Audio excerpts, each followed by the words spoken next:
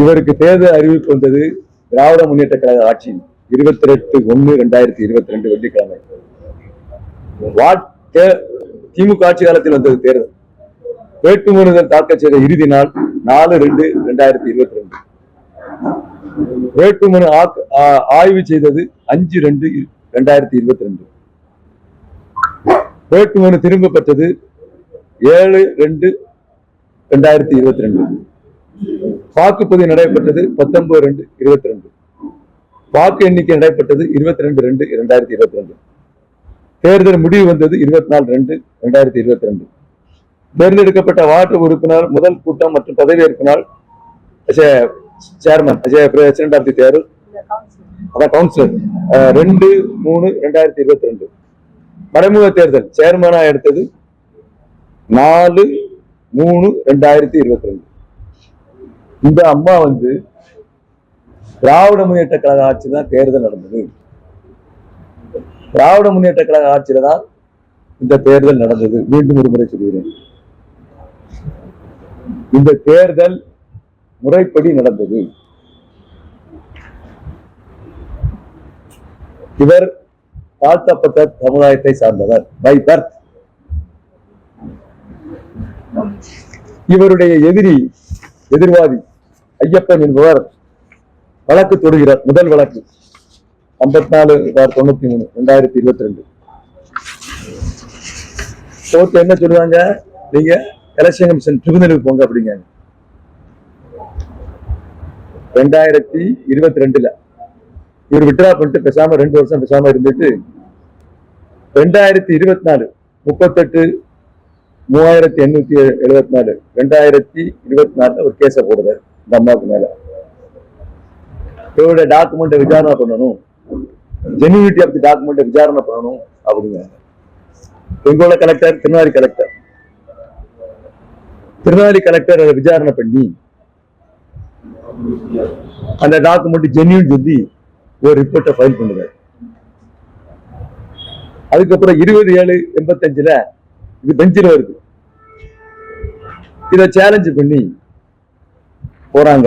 Document verify பண்ணது தப்பு, அதை பாஸ் பண்ணு சொல்லி போறாங்க. அது அப்படியே பெண்டிங்கா இருக்கு. ஃபர்ஸ்ட் கேஸ் இந்த அம்மா டிஸ்குவாலிஃபை பண்ண தாண்டி ஜட்ஜி வருது. வேறதான் ஐயப்பன் போடுவார். இவங்க டிஸ்குவாலிஃபை முதல் கேஸ் அது. அந்த கேஸ் நம்பர் 17/632.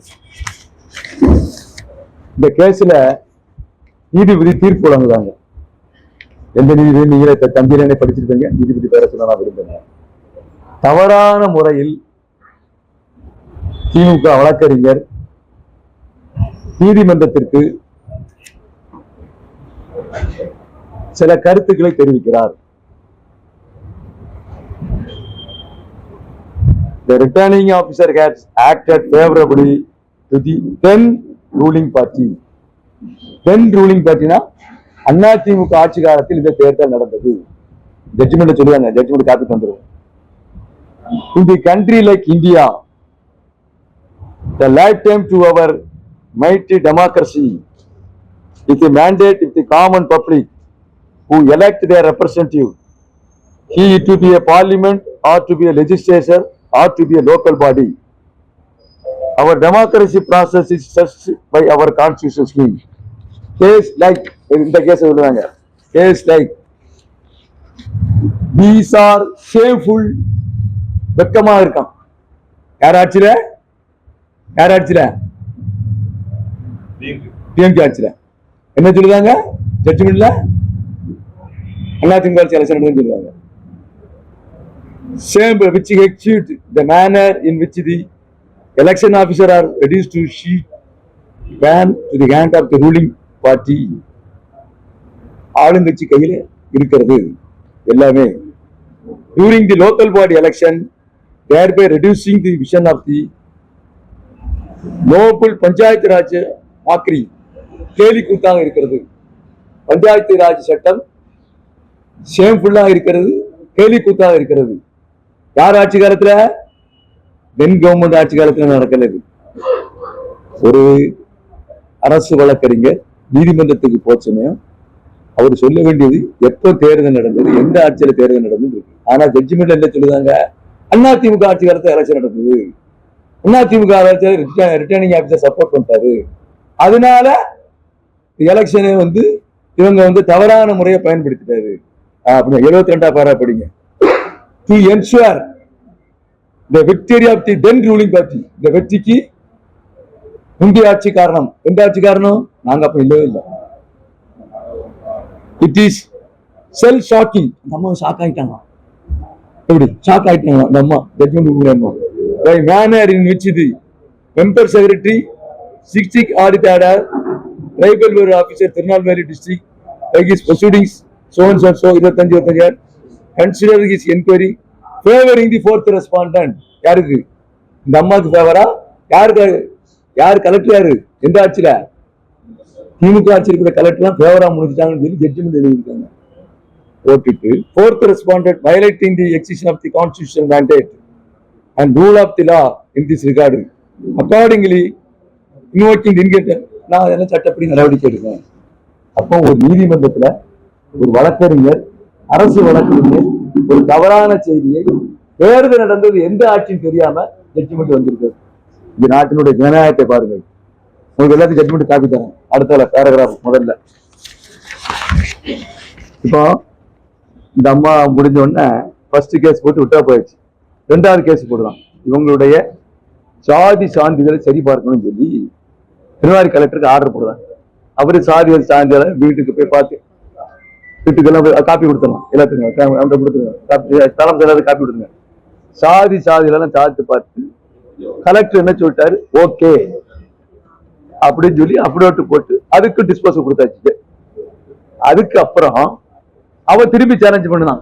என்ன சொல்லுதான், இத வந்து நீங்க வந்து பாஸ் பண்ணணும், தப்பா பண்ணிட்டீங்க அப்படின்னு சொன்னாங்க. இது பெஞ்சில பெண்டிங்கா இருக்கு, டிவிஷன் பெஞ்சில பெண்டிங்கா இருக்கு. இந்த அம்மா சிங்கிள் ஜட்ஜி, அதையும் எடுத்து பாஸ் பண்ணுறாங்க. ஆர்டிகல் 142 சுப்ரீம் கோர்ட்டுடைய ஜட்ஜிக்கு மட்டும்தான் பவர் இருக்கு இந்தியாவில்.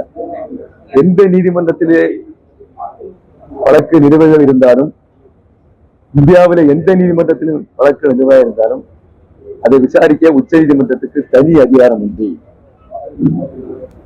இவங்க நாங்க ஒரு லெட்டர் கொடுக்கோம் ரெஜிஸ்ட்ரார்ட்ட, இவங்களுக்கு கேஸ் பெண்டிங்கா இருக்கு, அதனால அந்த கேஸை விசாரிக்காங்கன்னு சொல்லி லெட்டர் கொடுக்கும். அதையும் மீறி இந்த அம்மா ஜட்ஜ்மெண்ட் கொடுக்கும். அப்போ ஒரு தாழ்த்தப்பட்ட சமுதாயத்தினுடைய இதுல பெரிய பியூட்டி என்னன்னா, எக்ஸிகியூட்டிவ் ஆபீசர் யார் அப்பேர் ஆகுதா? கவர்மெண்ட், அரசு வக்கீல். அதே எக்ஸிகியூட்டிவ் ஆபீசர் இந்த அம்மாட்ட வர சமயம், இந்த அம்மா கிறிஸ்டின், ஒரு சாமியார் சேர்ந்து லெட்டர் வாங்கி இவங்க வந்து கிறிஸ்டின் முறையில கல்யாணம் பண்ணிருக்காங்க. நாளைக்கு குமாரே சாமியாராகி லெட்டர் கொடுக்கலாமா? உதாரணம் சொல்லுறேன்.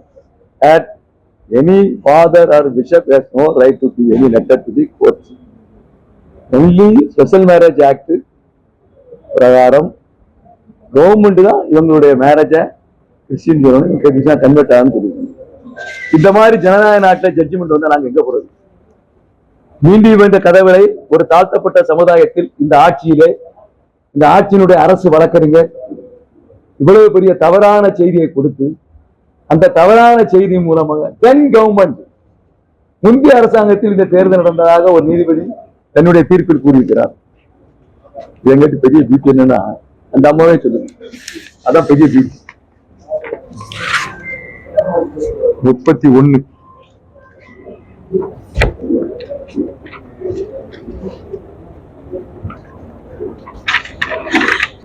ஆக அதிமுக ஆட்சியில் எலெக்ஷன் நடக்கவில்லை. அதிமுக ஆட்சியிலே தேர்தல் அதிகாரிகள் எந்த உதவி செய்யவில்லை. இது முழுக்க முழுக்க நடந்தது திராவிட முன்னேற்ற கழக ஆட்சியில். இது முழுக்க முழுக்க அந்த வக்கீலினுடைய, அரசாங்க வக்கீலினுடைய wrong advice to the court.